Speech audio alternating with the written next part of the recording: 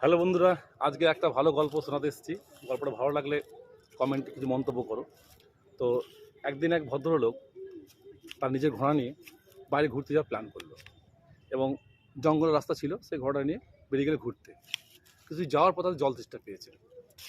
এবার সে কী করলো, ঘোড়াটা দাঁড় করিয়ে একটা গাছে বাঁধেনি, গাছের নিচে দাঁড় করিয়ে জল খেতে গেল। কিছুক্ষণ পর ফিরে এসে দেখছে ঘোড়াটা সামনে কোন গর্তের মধ্যে পড়ে গেছে। সে অনেক চেষ্টা করলো গর্তকে তোলার জন্য, কিন্তু পারলো না। তখন তার মনটা খারাপ হলো। তখন সে ভাবলো, তাহলে কাজ করি, ঘোড়াটা গর্তের মধ্যে আমি সমাধি দিয়ে চলে যাবো, কারণ কোনো জীবজন্তু খেয়ে নিলে সেটা ওর খারাপ লাগবে। সেজন্য ও ভাবলো ওই গর্তে আমি ঘোড়াকে সমাধি দিয়ে দেবো।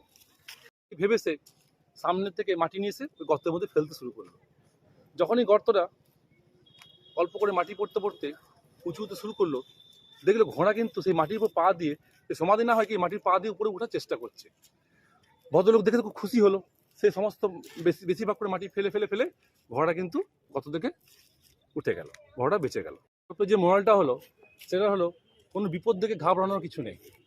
বিপদের মধ্যে কাজ করার চেষ্টা করে যেতে হবে, ধৈর্য রাখতে হবে, চিন্তা ভাবনা করে কাজ করতে হবে, দেখবেন অটোমেটিক বিপদটা কেটে যাবে। তো গল্পটা কেমন লাগলো সেটা কমেন্টে কিছু লেখো।